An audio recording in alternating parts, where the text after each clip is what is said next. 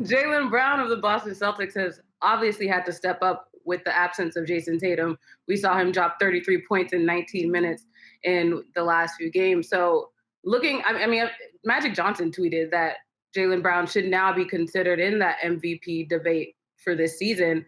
What do you two think about that? Go first, Howard. Yes, first.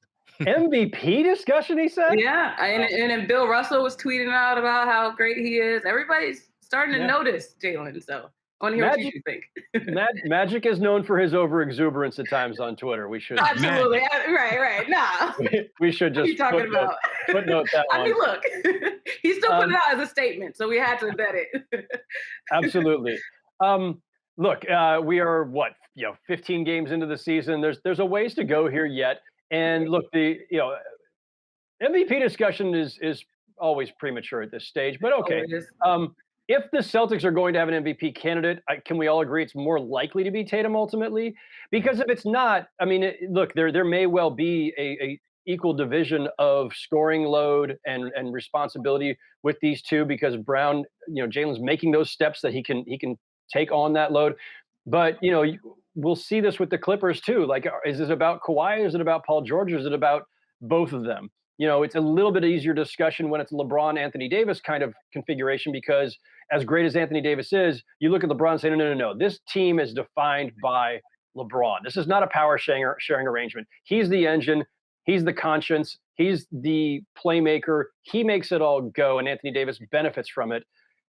Jaylen Brown, Jayson Tatum, that's going to be a little bit harder to parse out, just as Paul George and Kawhi Leonard is, and we've seen other pairings like that over the years. Look, the Nets have, now three probable, at least two of them future Hall of Famers and three stars altogether.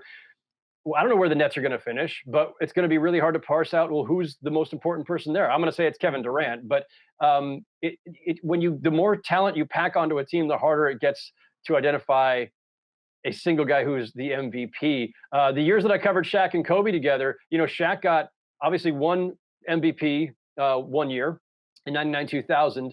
Kobe didn't even show up on MVP ballots for several of those years. And when he did, it was pretty low because, as great as he was and was worthy of that kind of acclaim, he just was never going to get that same amount of credit because he was with Shaq. So, it's difficult. But Jaylen Brown, MVP discussion to the side, all NBA, all-star, some other awards or honors along the way seem pretty likely. Yeah, I mean, I think I agree with Howard that Jaylen Brown for MVP, I'm not quite ready to put that bumper sticker on my vehicle just yet.